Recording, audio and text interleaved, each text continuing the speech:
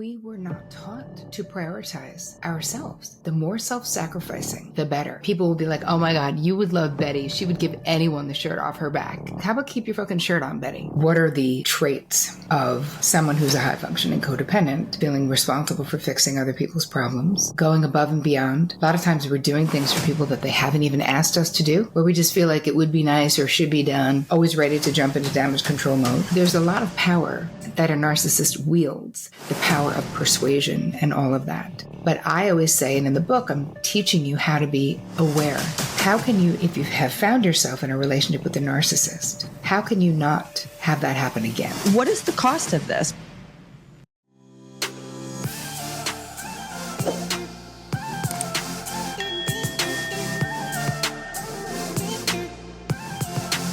Welcome back, everyone, to Diary of an Empath. My next guest and reigning champion of the show is Terri Cole. She is a licensed psychotherapist and author and the global leading expert in relationships, boundaries, and personal empowerment. She is the author of the books Boundary Boss and her new book, Too Much, A Guide to Breaking the Cycle of High-Functioning Codependency, which we're going to get into today. Her no-nonsense approach to therapy has transformed the lives of many, and her work has been featured in media outlets such as Dr. Phil, the Huffington Post, New York Times, Forbes, tons of podcasts that all of you guys listen to. And she's the host of her own popular podcast, The Terri Cole Show. Terri, welcome back to the show. Well, thanks for having me back. I'm so just proud of you. I've seen so much growth since the last time we talked. We were talking a little bit before we started, and it's just amazing. And I think the reason why you're having so much growth is because you're talking about subjects that are impacting people and that are really important. And for those of you that don't know who you are and don't know about your background, I would love for you to just talk a little bit about who you are, how you got here today, and what is your mission? Okay, so I'm a licensed psychotherapist, but before that, so I've been doing this for about 27 years. Before that, I was actually a talent agent negotiating contracts for supermodels and celebrities. So it was like I had a whole other life before this life. I think that I got here in the way of becoming a therapist because of my own therapeutic journey. So I stopped drinking when I was 21 because I did a lot of drinking between 12 and 21. And I got into therapy at 19, and it really changed my life. And I couldn't even believe that, like, you could just learn about yourself and then change things. You know, it really, therapy was such a profound pivot for me in my life, where before that I sort of thought, well, you know, you get dealt a hand of cards in life, and then you just play that hand to the best of your ability. And what therapy really taught me was that you can be like, I want a new hand, I want a new deck, I'm making up a whole new game. Like, I don't even like this game. I'm not even playing this.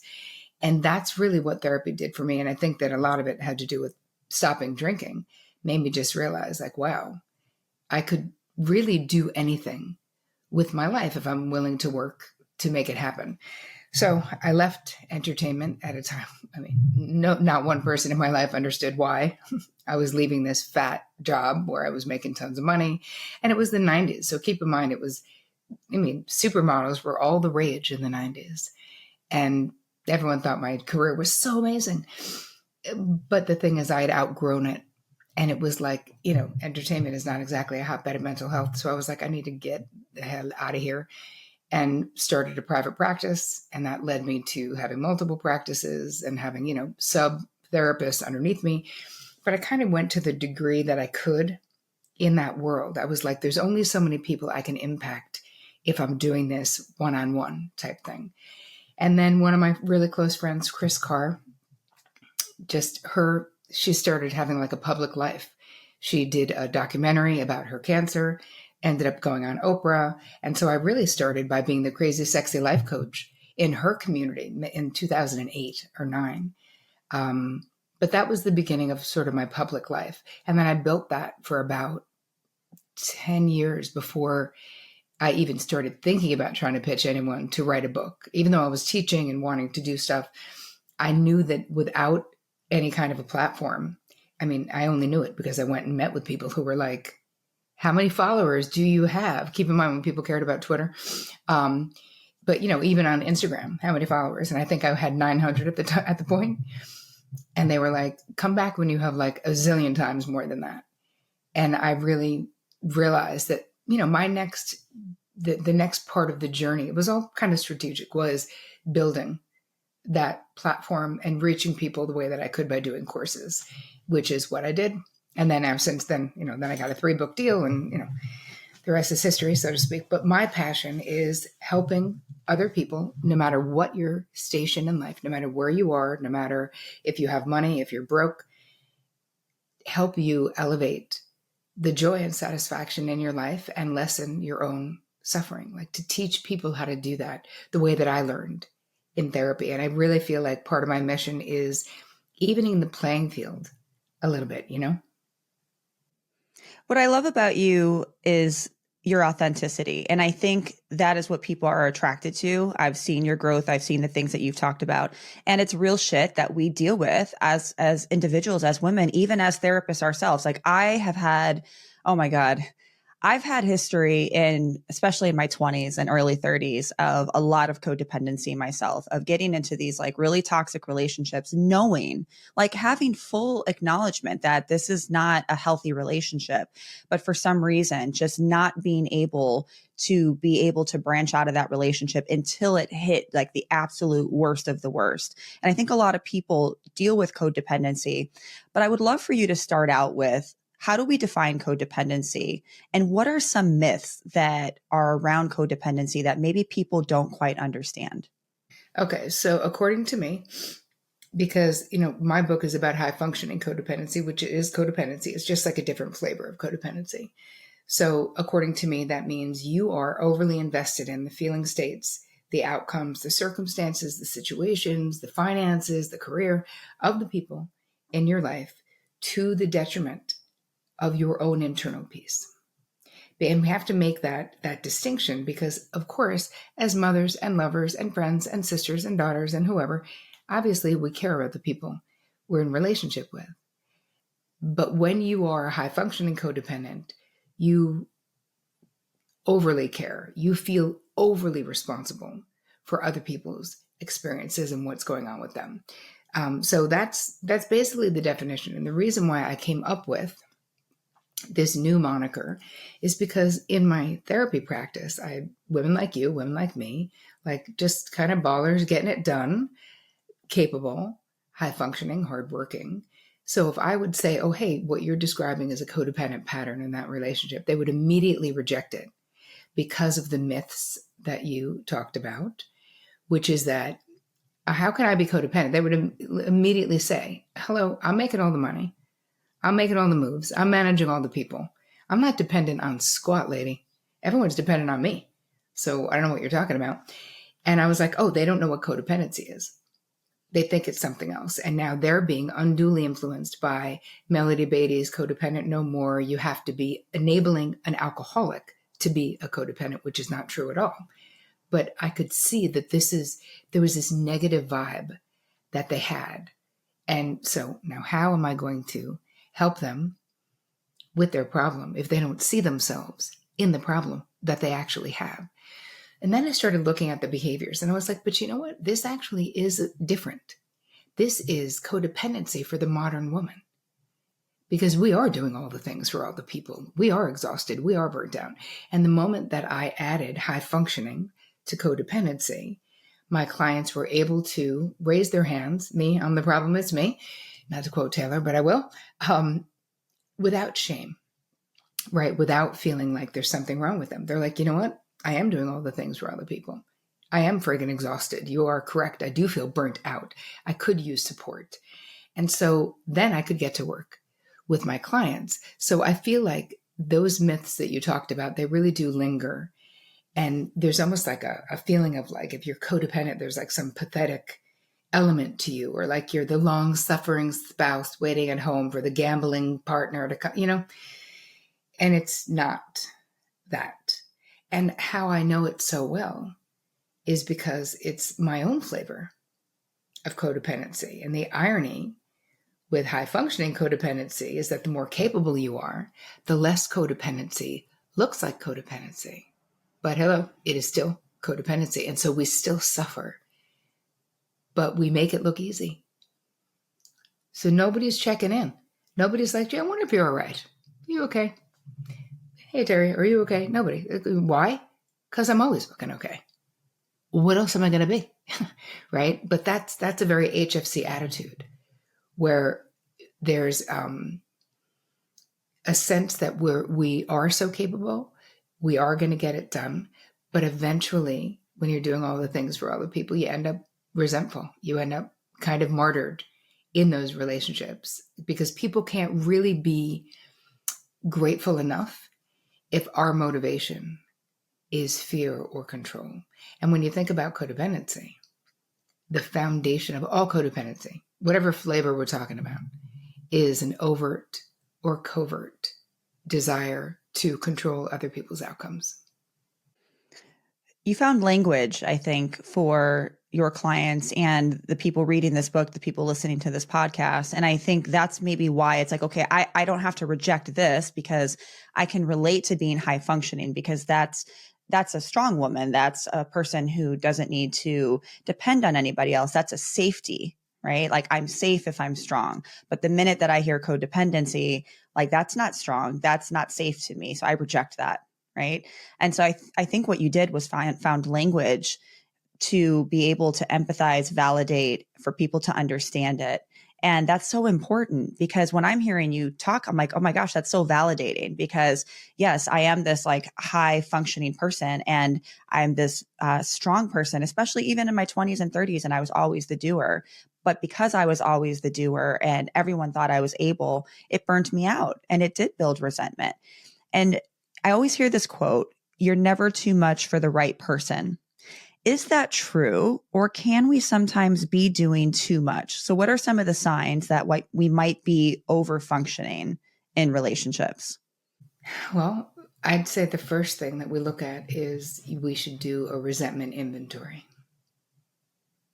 because this will act as a GPS to what relationships you probably are either over functioning in, you need to set a limit in, you need to set a boundary in, you've set a boundary and somebody is trampling over that boundary. Like, resentment is a very informative emotion.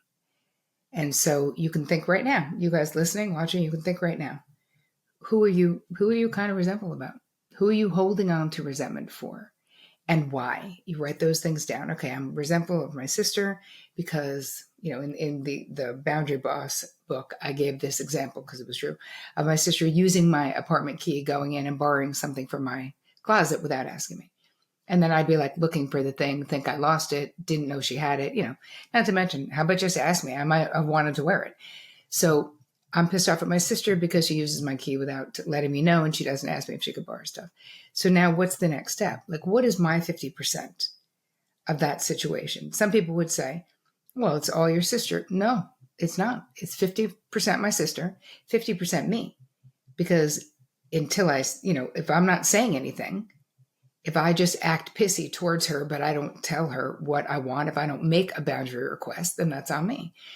So I look and go, okay, what action can I take to remedy this resentment? Because we don't want to walk around feeling resentful, because when you think about resentment, it's cumulative, meaning it just adds up. And then before you know it, you're like low grade aggro all the time. You're just waiting. You just can't wait for someone to cut you off in traffic so you could be like, fuck you. Like we're right on the edge of getting, like, we're so annoyable, right? Where it's hard to let things roll off our backs when we are accumulating resentment. So it's very important that we address where we're feeling resentful. So I feel like that's one thing you can do. But another thing, if someone's wondering, like, gee, I wonder if I am a high functioning codependent, how will I know? Well, how quickly, like your friend calls you and she's in a crisis, how quickly does her crisis become your crisis? Meaning you feel like you literally need to find the answer. Now, I'm not saying how quickly are you concerned and showing compassion for your friend. No, that's not what I'm saying. I'm saying, how quickly are you like, I know a person at Sloan Kettering, I have a book, I'm going to do this. You're literally, she's talking and you're like texting, you're making a list of the shit that you're going to do the second you're off the phone with her. Like, that is being a high functioning codependent. Because so much of the time we're taking action we're not even asking the other person, like, what do they need? Right? So if we look at what are the traits of someone who's a high functioning codependent, as we just said, feeling responsible for fixing other people's problems, going above and beyond. A lot of times we're doing things for people that they haven't even asked us to do. Anybody? Where we just feel like it would be nice or should be done, always ready to jump into damage control mode. Getting frustrated or angry when others don't take our grade A advice because we have amazing advice. We give it to them. Then they go do the same thing or don't take the advice or stay in the same bad relationship. Another trait is getting exhausted. Like we can become exhausted, resentful, and bitter when we are doing all the things for all the people, but we can't control them, So other behaviors, auto advice giving, just anybody. I was completely indiscriminate. I would give anybody advice, like literally my mailman, like anybody in my sphere. I could be like, hey, I overheard you saying that. And I literally could not stop myself because I had so many great ideas and I wanted to help everyone in the world, according to me. I didn't realize what was really going on. Being overly self-sacrificing, right? Kind of always being willing to take one for the team. Again, people online love to say to me, maybe I'm just nice, Terri. Ever think of that? Maybe I'm just a good person. Maybe I'm just caring. Maybe I just care about people. Correct. Here's the thing. If you can't not do it, it is compulsive not caring. Right? If you jump into it with no thought, if it's a reaction, you feel threatened by this other person's problem. That is the feeling you don't like. We want to fix your problem because your problem is causing me discomfort. And I would like to go back to feeling internally peaceful. But when you're in trouble, I can't. So I'm going to fix that. That's compulsive. That's not, mindful, thoughtful, take a moment, check in with the person, right? Instead of auto advice giving, we could just ask expansive questions. And the first one should always be, no matter who you're talking to, even a kid. Okay, let's start with, what do you think you should do? And then shut up and see what they think and get to know the people in your life, because that's how we get to know them. It doesn't mean you're never going to tell your 17-year-old your opinion on something. It doesn't mean we're going to let the 9-year-old figure out what to do with the school problem. It means that we're respecting the sovereignty of other people. It means that we are interested in what they think and that we're willing to tolerate the discomfort that not fixing is going to give us in order to respect their right to be sovereign. And listen, with children, of course, that it's a different thing with kids. Because with kids, as parents, our job is to teach them critical thinking, deductive reasoning. They need to learn how to take responsibility for their actions. And so the fastest way to do that is not to lecture a kid. It's to, listen, yeah, we have to teach them, but it's not, a kid has a problem at school. Immediately saying, well, tomorrow you're going to march into the principal's office and you're going to do this, is not teaching them anything.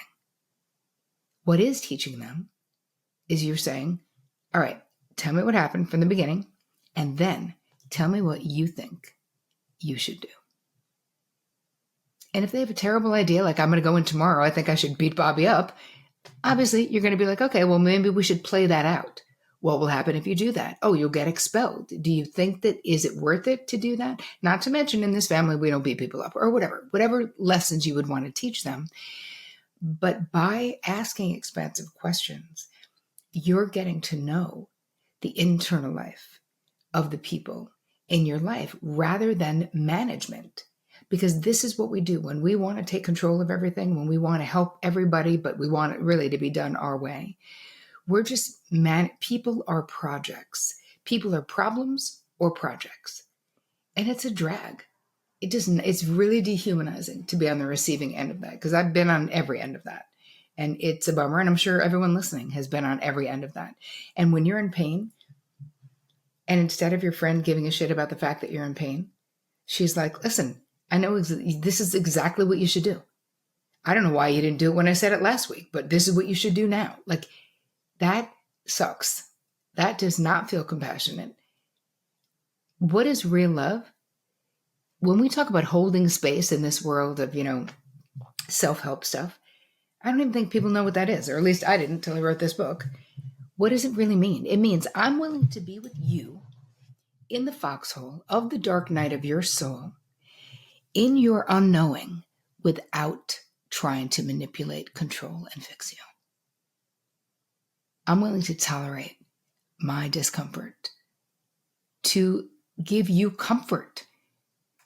Isn't it comfortable? Isn't it comforting when someone is like, I'm so sorry you're going through this, but I'm here. I love you. How can I best support you right now?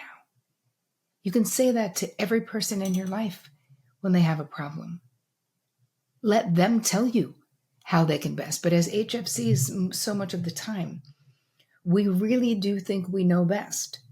And why is it called high functioning codependence? Because we're high functioning. So the truth is we probably do have some damn good ideas, but that doesn't mean we have the right to treat people as projects. Besides auto advice giving, you also have auto accommodating, where again, you're out in the world and you see, two people want to sit together and you're like, oh, I'll move, or I'll, like, oh my God, as that's high functioning codependent, same. As high functioning codependents, though, we could become codependently attached to our environment because there's a super amount of like a hypervigilance that we have, right? Our antennas, and you know this, of course, Diary of an Empath, the antennas are to Mars. So we're feeling all the things that are going on in the room. And it's really, I literally opened the book with a story of being on a 10:30 at night on a Tuesday. I'm in Long Island on the platform, taking a train back to Manhattan, which is where I lived. And there's this kid standing next to me. I'm probably 22. This guy's about 19. And I'm like, and he's holding a blanket. Now I'm like, what is this kid doing at 10:30 at night in this desolate train station? Not wondering what I'm doing there at 22 by myself, but okay. And I strike up a conversation with him on the train. Oh, where are you going? He's like, oh yeah, I was supposed to be driving a car back to Indiana. And then at the last minute, they canceled the gig. I go, so where are you going? He's like, oh, I'm going to go sleep in the station. I was like, what? No, you're not. You're going to Penn Station? I was like, you're going to get mugged. This was the late 80s, mind you. And he's like, well, I don't know anyone in New York. I was like, yeah, you do. You know me. I just took a virtual stranger home to my apartment with my female roommate. And, okay, that happened without incident because I must have angels. But the reality is I felt so responsible for this perfect stranger. And you guys listening, you may not have done that. His name was Billy, but we all have our own Billy stories. We all have our own experiences of being somehow sucked into feeling responsible for other people and having no clue as to like, what is my side of the street, meaning what am I responsible for? And what is someone else's side of the street? What are they responsible for?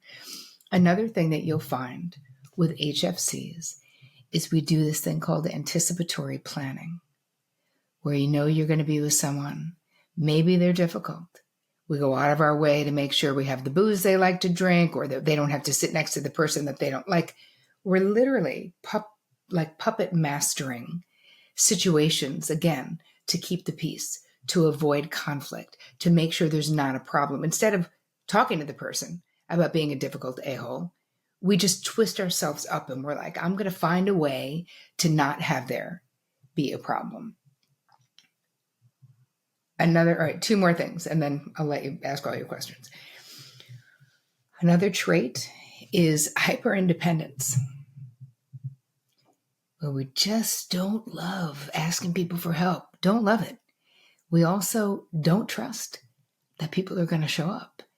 If they do show up, we don't trust that they're going to do it the way we want it done. So it's just so much fucking easier to do it ourselves half the time. That's a mantra of an HFC. It's just easier if I do it myself. And another mantra is, it has to be me. Like, I feel called out, Terri. I feel called out. Totally. Just saying. I feel that. Okay. So we have hyper independence. The last two sort of concepts here is over and under functioning. So what happens is, and I say this and I mean it, that in my 20s, I could take a perfectly functional boyfriend and turn him into an under functioner in 2 weeks or less. Does that make sense? Expand on that. Where I was so like, I got it. I'll do it. I got it. I'll meet you. I got it. I don't need you to pick me up. I'll do this. I'll do that. That when you constantly reject other people's offers to help, to be a part of the solution, those offers stop coming eventually. When I first was with my husband 27 years ago, I remember telling my mother, like, I don't get it. Like, this guy wants to like drive from New Jersey to pick me up in the city to just drive me back to his house, when it makes so much more sense and it's so much more efficient if I just go to Penn Station and take the train. It's only 20 minutes. And she's like, Terri, why are you blocking this guy from doing nice things for you? Because Vic, my husband, would always say, I'll just come in and scoop you up. Like, it's so sweet. It's so romantic. Like, why am I not letting him scoop me up? Because it's not efficient. Who the hell cares? But my mother was able to really point out, and she was like, fucking let him do it. Hello, say thank you, Terri. But it was so foreign. I had been so hyper independent for so long as a talent agent living on my own in the city. Like, you know what I mean? It was so hard to be vulnerable, to feel like I might owe him something. And the vulnerability piece is a real sticking point for HFCs, where I remember talking to my therapist, and there was something, I don't know if it was something sexual or something that Vic wanted to do for me. And I was like, I didn't want to, I was like, it's fine. Like, I don't need it, whatever the thing was. And my therapist said, why don't you want to let him do that? And I just spontaneously said, because he already has the power to annihilate me. She was like, that is a very specific choice of words.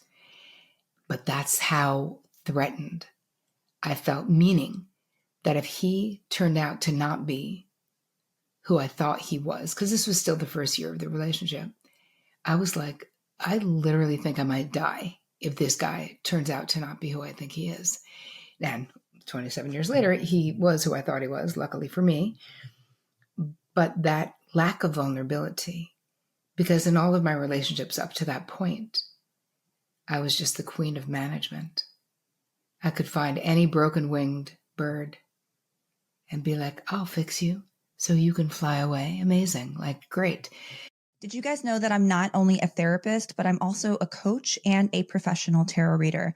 Now, it's not exactly me hovering over a crystal ball telling your future. It's a way to connect with your guides on life issues such as career and love and spirituality. And sometimes people need one-on-one coaching to help them through breakups, toxic relationships, healing the mother wound, their spiritual path, or navigating tools as an empath. So I do all of these things to help my clients pursue life and decisions and understand themselves. So if you are interested in one-on-one coaching or a tarot reading, click the link below to get started. Okay, back to the podcast. One thing that I wrote down as you were talking is working harder than the other person, right? Like, if you find that you're working harder, what I'm hearing from that is that you might be working harder than that other person. And that does build resentment. And I think there's a lot of people out there that do really thrive in their hyper independence. But where I have found with myself is like, yes, I've thrived thus far in certain areas. It's great. It's a strength, right? But other areas, it may not be effective, right? Like, you can't thrive in hyper independence if you're going to have a partnership in a relationship, right? You have to be, there's some part of that relationship that you're going to have to be vulnerable. And I think for some people, I put myself in this category, especially in my past, that my hyper independence is my safety. It's my trauma response because it's kept me safe. But I look back at my past and I'm like, well, I get why I'm like that. So I'm curious, have you found that people that have this high functioning codependence, are there patterns in our history, especially when it comes to our family relationships? Mm-hmm. Oh, yes. But here's the thing, is that it doesn't even have to be extreme, right? You could, living in a patriarchal system in some ways is enough. What is the messaging? Even if you didn't have, it gets more complicated and harder when you have abuse, when you have an alcoholic system, which is what I was from, that then it's even more ingrained in you that it does have to be you. Because you know who's not doing it? Anyone else. So sort of being on your own and not expecting squat from anyone else becomes a really, like you said, it becomes a way of keeping ourselves safe, where it's like, I know who I can count on. It's fucking me. I can count on me. If I say I'm going to do it, I will do it. There's literally no one else, especially from that kind of a childhood or an abuse background. But even I've had therapy clients who just had a regular family life, maybe a little authoritarian, like strict parents. If you came from a religious background, it will also influence this because the messaging is the same. Be a good girl, turn that frown around. If you don't have anything nice to say, don't say anything at all. Be pleasant, be nice. It's so important for people to think you're nice, whether you're nice or not, right? It's more about like, what is the image being projected? And so we were not taught to prioritize ourselves.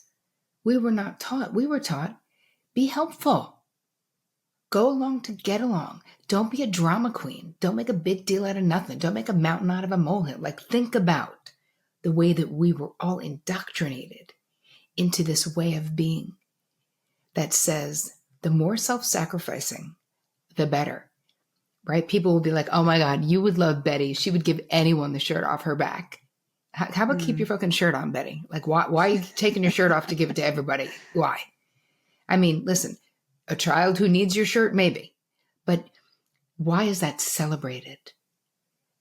Right? Because it's like this socially sanctioned way of self-abandoning, where it's like sacrifice and femininity go hand in hand. If you are a good woman, this is what you do. So we are coming from such a deficit.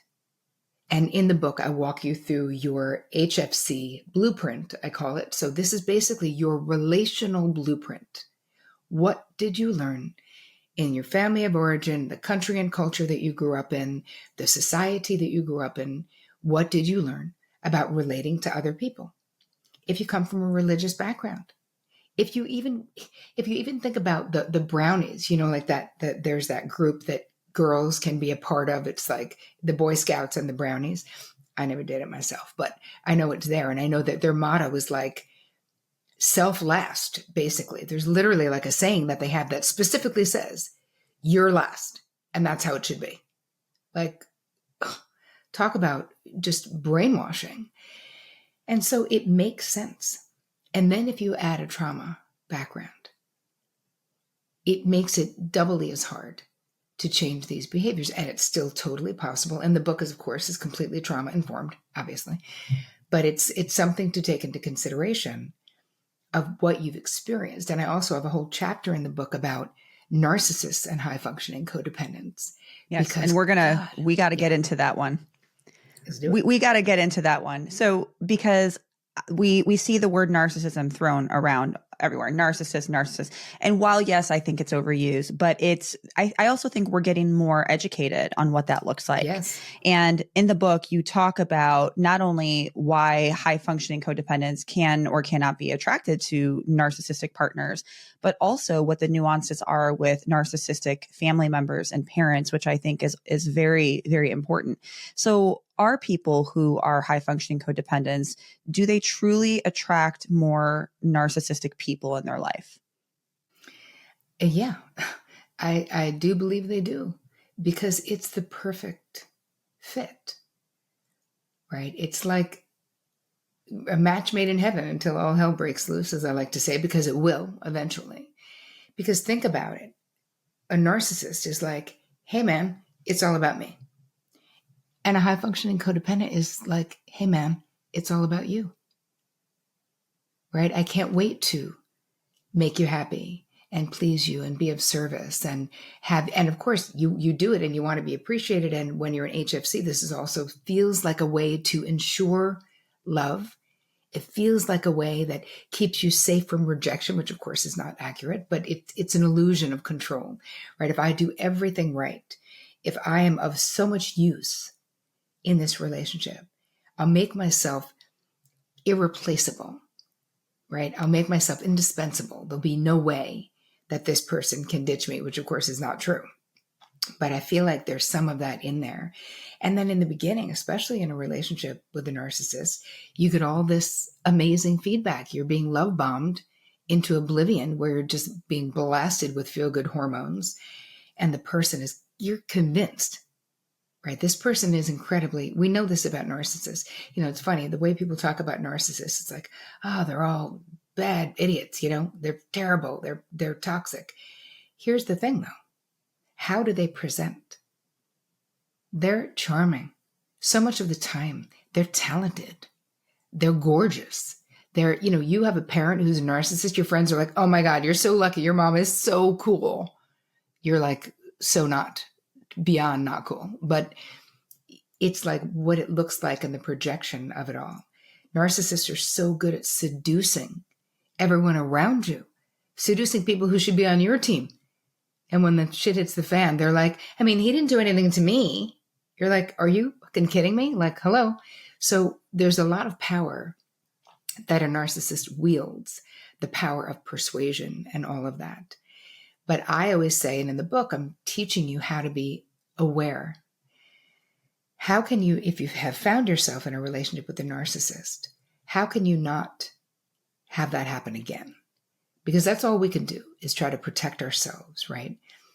Be mindful. If you have attracted this into your life before, there's a reason.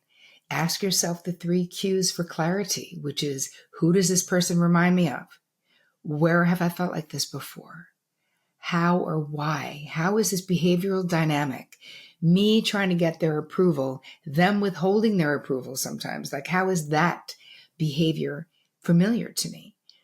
And asking those questions, and we can put them in the show notes, for anyone, because you can use those anytime you feel like you might be having what we would call therapeutically, well, obviously you know this, a transference, right? Being able to ask these 3 questions can reveal the original injuries that might be really fueling your attraction, your behavior towards this person. If you had a narcissistic parent, you can be more vulnerable to a narcissist out in the wild, right? Because what happened? Love and this type of disordered behavior and pain went like this. You guys, if you're just listening, you can't see, but I'm putting my hands together, sort of. Like they get interwoven in childhood. And so then we end up attracting that flavor of love or that kind of category of love into our lives. But what the good news is, love doesn't have to be that.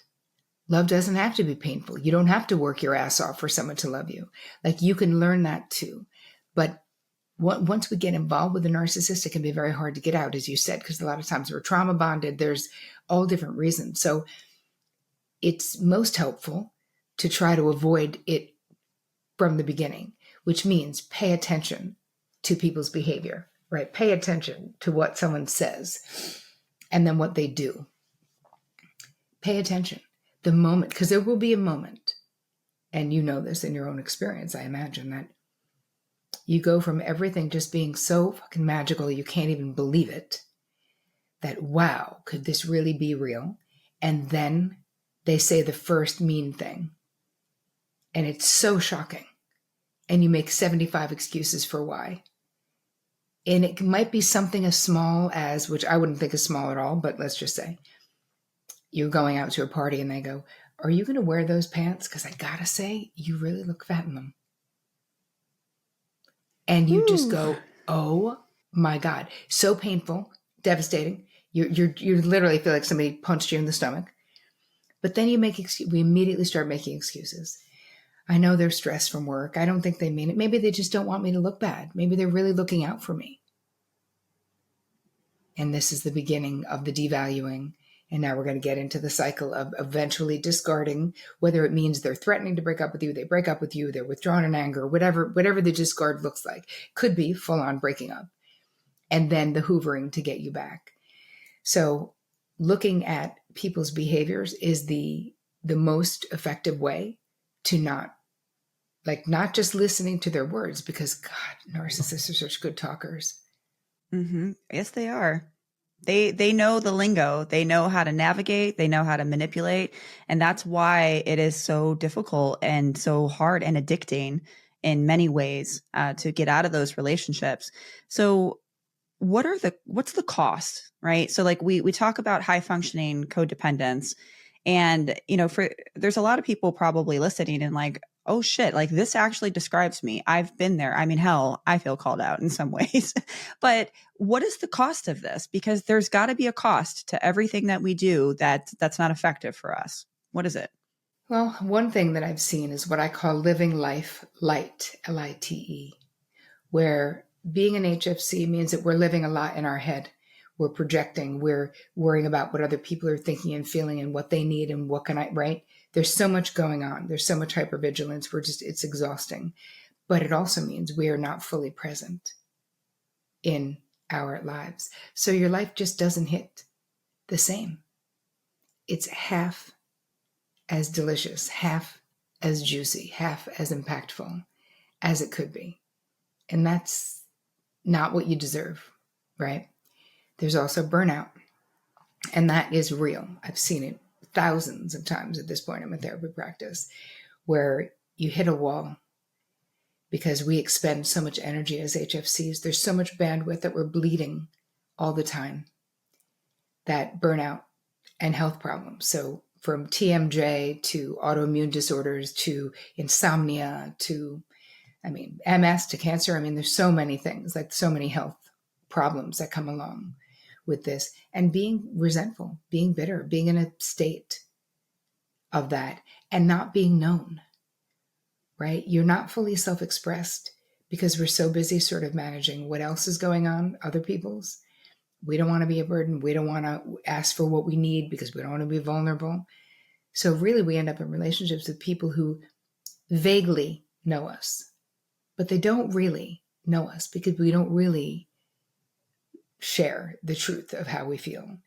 And then there's the cost to others, which is their autonomy, not accepting them for where they are, for who they are, people as projects or problems, and how dehumanizing that can be. And all of that should lead us to the why we should put effort into getting into recovery, which is the way that I talk about it, because there's no getting cured from this, just like any other compulsive behavior. All we can hope to do is to get into recovery. What about the parentified daughter? I bring this up because I have worked with several people who, for many different reasons, sometimes cultural, that the expectation of them is to have this huge emotional responsibility for the family, right? For younger siblings, for the parents, all of these things that are in many ways unrealistic for the person, or can lead the person to feeling this high amount of burnout or guilt and shame for not wanting to do these things or not able to do these things. Or, my parents want me to do this, but I don't want to live with them. I want to date this person. So for somebody who's the parentified daughter who feels this enormous amount of responsibility and high functioning codependence, how do you navigate parents? So when you're the child and you're dealing with parents. Mm-hmm.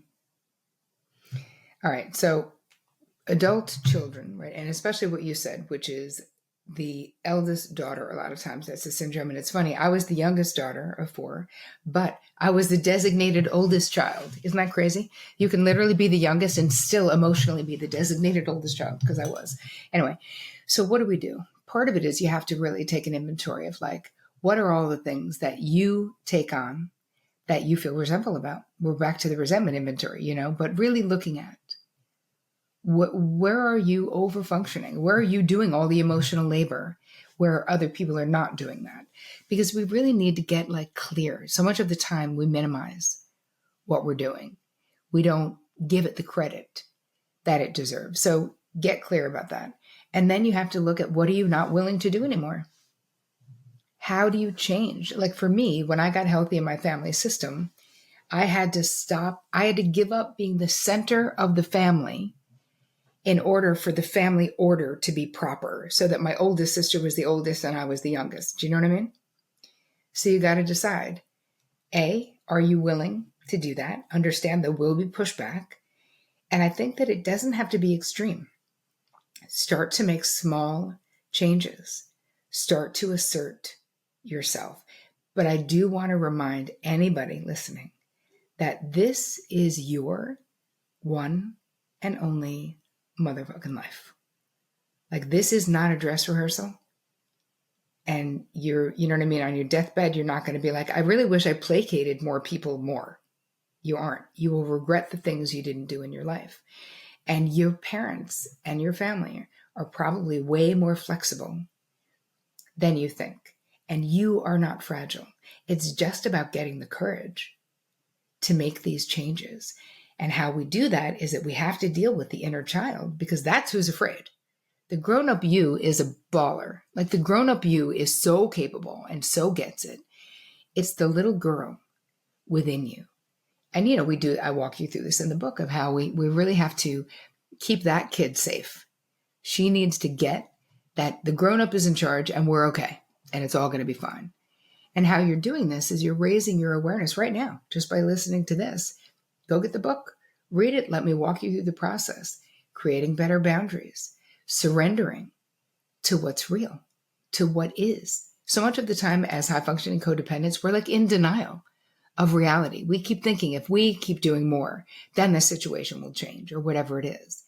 And there's something about surrendering to the truth of what is happening, the truth of how you feel, the truth of what you're no longer willing to do, and see it as a good thing, not as like surrendering, like throwing in the white flag, because it's not that. Realizing that you're going to have to disappoint people. Yes. Unless you're going to live a life of self-abandonment, because these are the two choices. Sometimes other people are going to be disappointed, but disappointment is not going to kill anybody. Everybody's going to survive just fine. It's going to be uncomfortable. Being uncomfortable is not going to kill you. You can do it. So allow yourself to sort of put down the compulsive behavior. Realize you are not responsible for anyone else's life but your own. And instead of auto advice giving, we lean into empathic listening and asking these expansive questions, realizing you literally don't know what other people should be doing, because it's not all about problem solving, right? It's about people's journeys in this life. We've all, and I know you and I both have been to hell and back in our lives. I wouldn't be here right now today if that wasn't my experience. I'm not saying I'd wish it on anyone. I'm not, all the shit I've been through. But the bottom line is, I never would have listened to anyone else. I had to live it. And that was my journey. And because of how we like things to be neat when we're HFCs, we don't want there to be any problems. We are robbing other people of those journeys by trying to be like, just do this and it'll be fixed. Just knowing that it's really not always all about it being fixed. It's about being able to be with someone on their journey, right? As I said before, being with them in the foxhole of the dark night of their soul, and having other people do that for you, right? You deserve that support. You deserve to have a bad day and to tell someone that you're having a bad day. You deserve to ask for the support that you need. You deserve to put down obligations that are no longer in your highest and best, right? This over responsibility just kills your spirit. It's exhausting and you can't do it forever. Something will stop you. It could be a health crisis. It could be a personal, a relationship crisis, but something will stop you. So why not just stop voluntarily? Why not just read this book? I also have a gift for you. It's like an HFC little toolkit. So if anyone is like, help, where do I start? We'll link it. Yes, it's Yeah, we'll link it terricole.com below. /HFC. Very easy. Yeah, well, any resources that we've talked about, we're going to link it for you guys below. So for somebody who reads this book, what's the number one thing you want them to take away after they're done reading? That you are the boss of you. That you have the power right now to change what is not working for you in your life. Right now. Now, you might need guidance. You might need a great coach. That's me. I'm happy to help you. But I've seen and I've helped, tens of thousands of women do this in their lives. So no matter how complicated you think your thing is, no matter how different you think your thing is, I promise you, one step at a time, one next right action at a time, you can make the changes that you want so that you are thrilled and fulfilled in your life, which is what you deserve. Terri, thank you. Thank you for the authenticity. You know, I've known you for a little bit now, and you are exactly how you are on camera. You're authentic. You are doing such important work for women, especially. And I think you're talking about things that are putting language to how we feel, which is so, so important, because when we have the language to understand, that's where the willingness to change, right, comes in. That's where we have that ability to say, okay, you know what, this is me, and maybe this isn't working for me. And so what you're doing is changing that. And it's such an important role that you have. So thank you for what you do on camera, off camera, all the work that you put into your books. And is this your second or your third one? I think you have one more, right? It's my third, because I have the Boundary Boss workbook. So we have Boundary Boss, Boundary Boss workbook, this one, and then my next one is coming out in 26. Okay. Well, I can't wait to see the next one. But if you guys are listening, I'll link the book below. I'll link Terri's website, and that way you guys can contact her and get all the resources that you need. Terri, thank you so much for your time and your energy, and can't wait to do a part 3 next year. Right on. Thank you so much for having me, hon.